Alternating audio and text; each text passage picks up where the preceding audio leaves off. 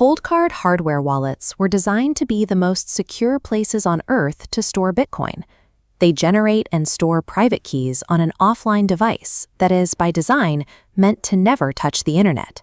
Yet in late July, 1,816 Bitcoin, worth roughly $116 million, vanished from more than 5,200 of these addresses.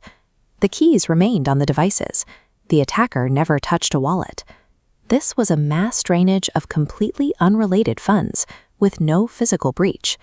In the absence of a clear explanation, the Bitcoin community focused on a new culprit: artificial intelligence. The timing invited the connection.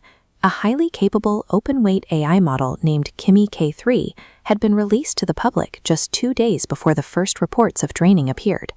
Viral posts framed the event as the first major AI reckoning, assuming the model had autonomously scanned the wallet's public code and found a way in. No evidence has established how the flaw was actually discovered.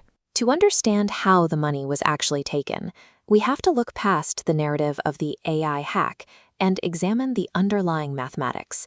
A hardware wallet relies on 128 bits of entropy, a foundation of randomness so fast that the resulting keys are genuinely unpredictable.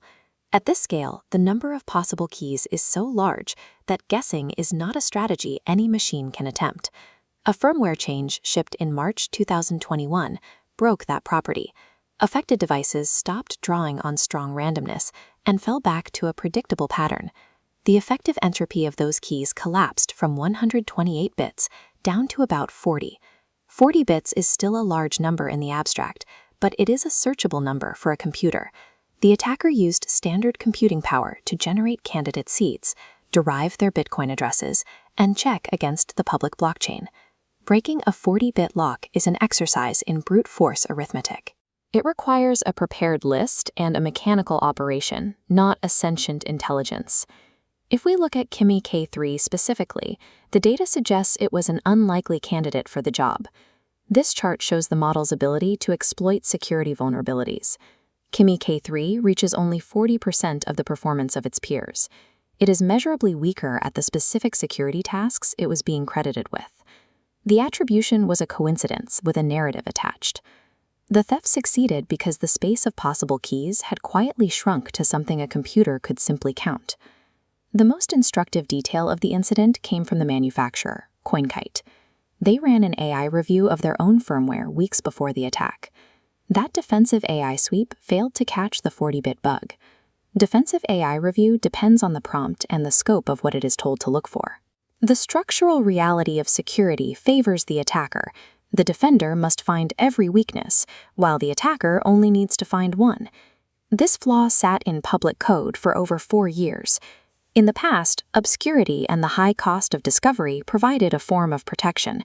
Finding these weaknesses used to cost more time and expertise than most adversaries possessed. That protection is eroding. Automated coding agents can now inspect public repositories and propose tests for suspected defects at a cost that continues to fall. Some have suggested moving funds back to centralized exchanges to let professionals carry the burden, but that replaces one type of risk with another. The failure lies with one vendor's implementation, not the principle of self-custody. We are seeing a collapse in the window between a bug's creation and its exploitation.